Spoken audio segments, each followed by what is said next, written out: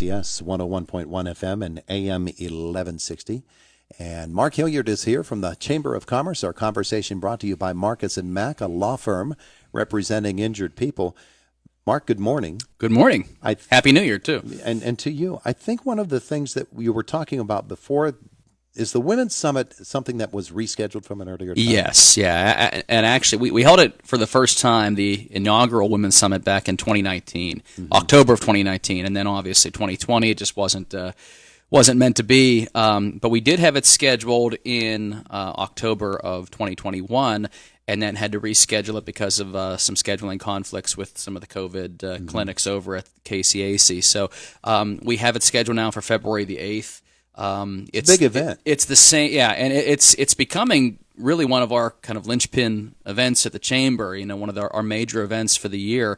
And we're expecting a sellout again. We sold it out the last time that we did it in 2019, and we're pacing well ahead of that right now, and we still have 3 weeks to go. So it's the same lineup that we had. Rodna Oliphant, who is the president and CEO of Leadership Pittsburgh, is going to be our keynote speaker.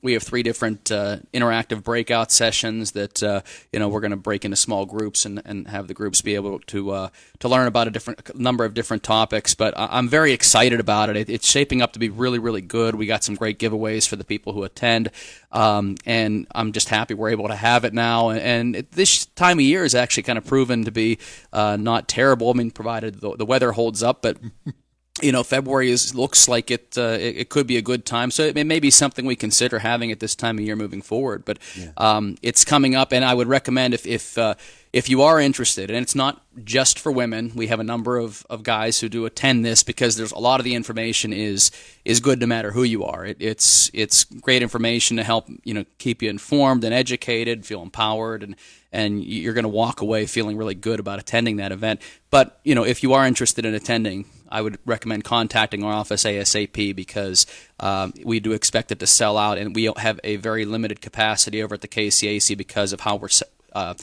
we're creating this event with the breakout sessions. So once we sell out, we sell out. That was a very January comment. This time of year is not terrible. You get that kind around this area. Well, I'm looking out the window and seeing the snow and the roads and everything else. So it's a good time of year in terms of scheduling, but maybe not necessarily for the weather. Unless you love to ski, then there you go.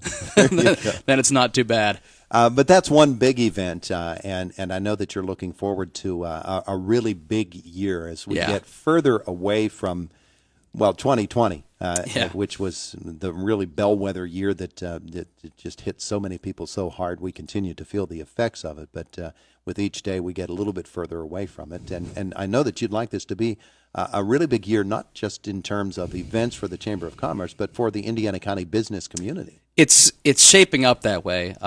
We have a lot of things that I do expect we'll have some announcements for in the very near future. But there has been a lot of interest over the past year and a half or so, even going back towards some of the pandemic time period, of some areas of Indiana County, and we're looking to have some businesses and some announcements being made. I mean, we already had the New Village Initiative and what happened with that, and that's something that I think throughout the year we're going to hear more and more about, and we're hoping to maybe get an open house or something down there.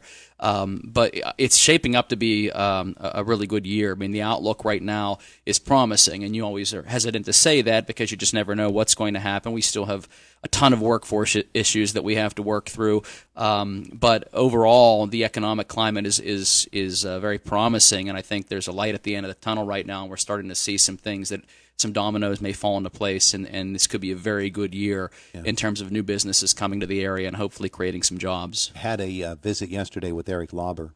Yes, and his new center. That sounds really interesting. His entrepreneurship and technology center. It sounds really cool. We actually have a ribbon cutting there tomorrow at 10 over at the Atrium on Philadelphia Street. So and the public is invited. But that's something that Eric gave me a tour I believe about a week ago. But we met months ago, and I was really surprised, and I give him a lot of credit for how quickly he moved on the idea. When we just talked about it, he was just developing it. But it's great for a number of reasons. Number one, it creates sort of an incubator for digital companies or companies looking to get more involved, with some tech and things like that. And he actually does some really neat things with some apps and some virtual reality, which is really cool. But that's an area that I think we would love in Indiana County to be able to grow and have companies be able to start out there and develop. And he has the space for that. But he also has a workspace if you are working remotely, which a lot of people are these days. And if we're hoping that maybe something like that will be able to attract people who get tired of the city and don't have to necessarily commute to work anymore. They can stay and work from home. And now we have a space over there that you have all the capabilities that you will need. And he's getting even more things set up with conference room and some other opportunities that would be able to allow people to work from home a lot more easily. So we have a space now for that, and it's going to be growing, and he's got some big ideas for it. But yeah, I'm excited about that. The incubator concept is something that works so well at IUP, and it was really a loss. Yes. When we were not able to sustain that any longer. So this is something that that's the way that small regions like ours have to build their businesses, is by giving them a place to nest. This is a start. We would love to have a true incubator for all businesses, and at least this is something that we're able to house certain businesses, that are able to they're looking for a space to be able to get started. And Eric's a great guy to be able to do that because he can provide some guidance for them as well. But we've continued to have discussions on ways to find a way to bring a true small business incubator back into the area, and that's not going to go away. I mean, we do need that, like you said. It's something that I think small communities like ours would truly benefit from that, and it was a loss. Yeah. And it's not something that we just ignored, but I'm happy with Eric that he's able to create this. So, yeah, ribbon cutting tomorrow at 10. I'm excited to do that, and we're going to do an open house over there, I think, in after hours sometime in February with him. Mark Hilliard is with us, president of the Indiana County Chamber of Commerce. I know the board of directors met last week. Yes. And you'll have the release coming out on that pretty soon. What were some of the highlights for you? We continue to talk about some of the workforce issues. We have an after hours next Thursday over at Indiana Area School District from 6 to 8, and they're calling it kind of a business education open house where they're going to be talking about some of the career readiness opportunities that they have, and they have a number of vendors that are going to be coming. They're hoping to get some folks from the Pennsylvania Department of Education as well. And they want to talk about things that they're doing to help prepare their students, but they also want businesses to be able to come there, and they're going to have refreshments and food and drinks. But they want to get feedback and find out what the current needs are of the businesses out there and what they can do better to help prepare students. And they've gotten a lot of recognition for a lot of their career readiness opportunities, and they've modeled some of it off of the Indiana County Ready program that we at the Chamber helped to create. But we're happy to work with them and partner with them, but we want to try to encourage businesses to come to that because we need their feedback in order to determine how we can best shape the future workforce. And that future workforce could be next year. I mean, it's coming up or by this summer. So we want to make sure that we're doing our best with these students to get them ready to enter the workforce with the right skills. Yeah, it's interesting. We talk about getting people ready for the workforce. We talk about getting infrastructure ready for new businesses coming into Indiana County. Mm-hmm. We've got so many different industrial parks and areas where platforms are laid, water lines are laid, electric, everything is set up for these new businesses to come. If we could get something really to get a firm foothold that would not only be established in its own right, but would attract other businesses, supporting businesses or businesses that see the value of it, we can really have something. Well, there's a lot of success with Urban Outfitters, and I know we get asked about them a lot, but they've struggled in other areas in terms of being able to fill their workforce, and they've had difficulties being able to get enough people. That has not necessarily been the case here in Indiana County. They've done fairly well in terms of getting it, and from my conversations with them, I believe they said nearly 90% of the workforce is from Indiana County. Mm-hmm. So that's something that we can hang our hat on to a degree that shows, okay, this is a relatively new business that had a couple of hundred needs for workers, and we were able to help provide that. That's a starting point. We need to do more of that, and certainly we want to do more to help make Indiana County very attractive. I think one of the things that we do that is attractive about us, and going from a Center for Economic Operations standpoint, is how well we work together and work with our state legislators and work with our county commissioners. And it's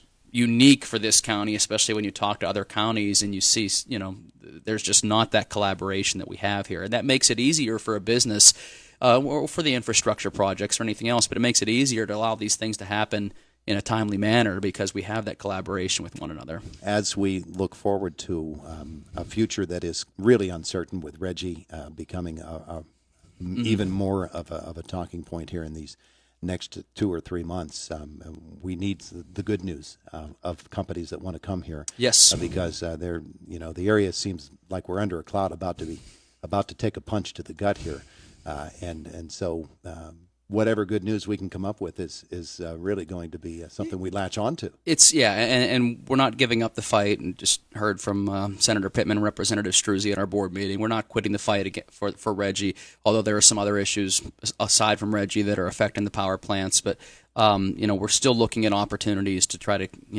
find ways to make those relevant and be able to keep their doors open. However, we are absolutely looking at other opportunities to come into the county and help to make up for some of those. It's not as simple as just saying we're going to retrain those employees, because that doesn't work necessarily for what they're making and the family sustaining wages that they're currently making. Mm-hmm. But we have a lot of opportunities, I think, coming in that are going to help start to chip away at that. So maybe we get some good news and we find a way to have these power plants stay open, at least in some capacity.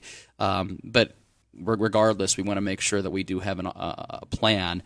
And I don't look at it necessarily as the dark cloud. I mean, it's something that we've been dealing with for a couple of years now, and we're kind of accepting of changes happening, regardless of what those changes look like. However, I do see a lot more positive in the pipeline now than I did when this conversation started back in 2019, 2020. So I think that for people who are concerned, we do understand that. However, I would say that there is certainly some positive things in the pipeline, and I think that Indiana County is going to continue to be strong regardless of what happens, and we're resilient, and we'll make sure we bounce back.